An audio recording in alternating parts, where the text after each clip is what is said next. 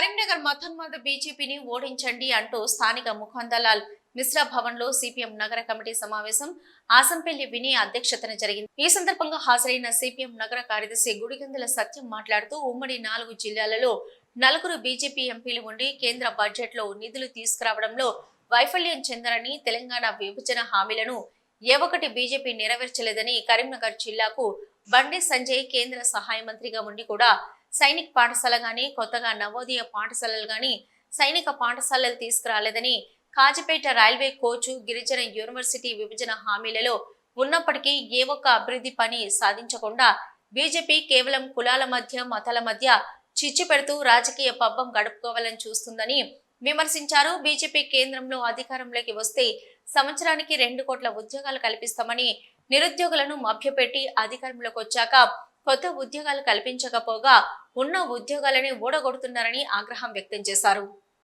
ఈ నెల 27వ తేదీన జరుగుతున్నటువంటి పట్టభద్రుల ఎమ్మెల్సీ ఎన్నికల్లో ఉమ్మడి కరీంనగర్, ఆదిలాబాద్, మెదక్, నిజామాబాద్ ఈ 4 జిల్లాల సుమారులో ఉన్నటువంటి కొత్తగా ఏర్పడిన 13 జిల్లాల పట్టభద్రుల ఎన్నికల్లో కాంగ్రెస్ అభ్యర్థి ఆల్ఫోర్స్ నరేందర్ రెడ్డికి సిపిఎం సంపూర్ణ మద్దతు తెలియజేస్తూ ఉన్నది.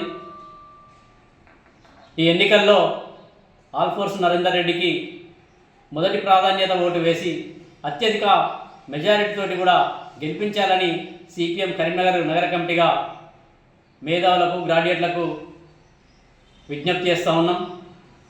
ఎందుకంటే గతంలో 4 బీజేపీ ఎంపీలు ఉన్నారు ఈ ఉమ్మడి 4 జిల్లాలలో. అలాగే మన కేంద్ర బడ్జెట్ కూడా ప్రవేశపెట్టినప్పుడు ఈ ఉమ్మడి 4 జిల్లాలకు కేంద్రం నుండి ఒక్క రూపాయి కూడా తీసుకురావడంలో కూడా బీజేపీ ఎంపీలు, బీజేపీ ప్రజాప్రతినిధులు పూర్తిగా విఫలమయ్యారు. ఈ రైల్వే ఓవర్ బ్రిడ్జ్ కావచ్చు, కాజ్పేట్ రైల్వే కోచ్ కావచ్చు, అలాగే గిరిజన యూనివర్సిటీ కావచ్చు, అలాగే సైనిక పాఠశాల కావచ్చు, అలాగే ప్రజలు ఎదుర్కొంటున్నటువంటి సమస్యలను కావచ్చు, పెరుగుతున్న నిత్యావసర సరుకుల ధరను తగ్గించడంలో కూడా ఏమాత్రం బీజేపీ ప్రయత్నం చేయలేదు. సంవత్సరానికి 2 కోట్ల ఉద్యోగాలు కల్పిస్తానని చెప్పి నరేంద్ర మోడీ అధికారంలోకి వచ్చి ఈరోజు యువతకు ఉపాధి లేకుండా చేస్తున్నటువంటి పరిస్థితి ఉంది. అంతేకాకుండా మహిళలకి ఒక పక్క బేటీ బచావో బేటీ పడావో అని చెప్తూ ఈరోజు దేశంలో మహిళలపైన హత్యలు పెరిగిపోతూ ఉన్నాయి. వీటిని అరికట్టడంలో కూడా బీజేపీ పూర్తిగా విఫలమైంది. బీజేపీ పాలిత రాష్ట్రాల్లోనే మహిళలపైన అత్యాచారాలు పెరుగుతున్నటువంటి పరిస్థితి ఉంది. ఒక పక్క రైతులను జై జవాన్ జై కిసాన్ అని చెప్పి ఒక స్లోగన్ చెప్తా ఉంటాడు. ఢిల్లీ కేంద్రంగా సంవత్సరం పాటు జరిగినటువంటి రైతుల ఉద్యమం పైన బీజేపీ ఉప్పుపదం మోపి సుమారుగా 1200 మంది రైతులను పొట్టన పెట్టుకుంది.